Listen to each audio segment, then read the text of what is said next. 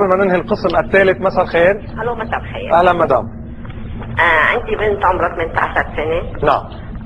فاتفقت هي واللي حبته واخذوا بعضهم وعملوا زواج متعه. نعم. فبقى بعد اسبوع تركوا بعضهم. قد ايه كانت المده اللي اتفقوا عليها مدام؟ ما عرفت، بس قالت لي انه تركنا بعد اسبوع. تركوا قبل ما تنتهي المده يعني؟ ما عرفت كيف كان، انه شهر شهرين قالوا له زوجنا، هيك خبرتني. نعم. مضى اسبوع وتركوا بعض.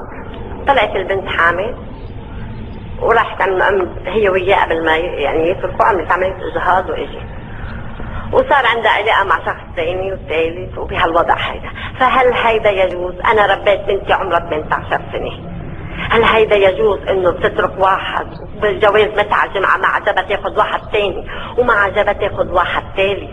هل هيدا يجوز بديننا؟ مدام، هل ولي بنتك هل كانت بكر قبل ما عقدت المتعه؟ طبعا. طيب هل الولي سمح بهالشيء؟ يعني ابوها او ما بعرف؟ كان ابوها غايب وما عرف الموضوع، وانا تحملت المسؤوليه كلها. سمحتي يعني حضرتك بهالشيء؟ لا ما سمحت، انا بعدين عرفت بالموضوع. طيب مين سمح مدام؟ اذا ما حدا سمح مين؟ هي اتفقت وياه. نعم. فضيلة الشيخ شو رأيك؟ هذا خطأها. البكر ينبغي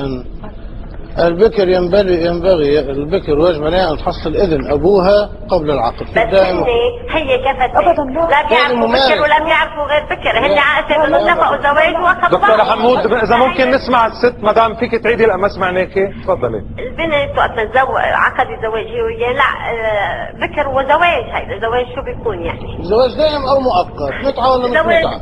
مش مهم، بس انه زوجها وقامت تركته بعد فتره، ولقيت انه لقوا هالشغله، هالبنات لقوا هالشغله وسيله انها هينه لهم ولعلاقاتهم من واحد لواحد. هذا غلط منك. هيدا التحليل هيدا منه حلال، هيدا حرام، هيدا خطأ. هيدا حرام. نحن وقت بدنا نحلل لاولادنا فلذات كأحبابنا نحلل لهم هالشيء، هيدا رب العالمين بيريده؟ ما بيريده ولا يجوز. مدام ممكن انا تعبت ومت عليها لربيتها لصار عمرها هالقد وابوها مسافر ليكد ويتعب. مدام اتفقت هي وياه وعملوا هالشيء هيدا.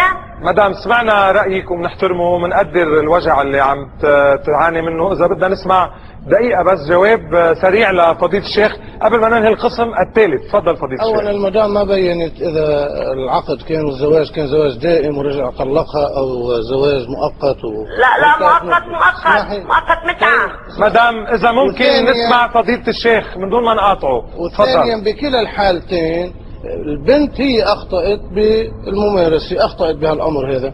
كان مفروض ما دامت ما زالت بكر ان تاخذ اذن بيها، ما بيجوز لها ان تتزوج ولا يصح منها هذا الزواج الا تاخذ اذن بيها الولي الجبري. دكتورة حمود، هذه من الناحية. نعم. اذا هي اخطأت بالتصرف مش معناها انه الزواج صار غلط.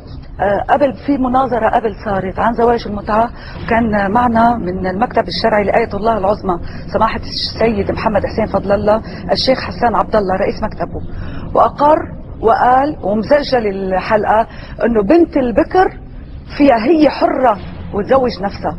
قال وعلى التلفزيون كان بدون رقيب حتى على الأوربت بتذكر، قال له ما في تعطي فتاوي على الهواء، في بحق لها تتجوز بنت البكر. وسألته أنا قلت له في حدود للعمر؟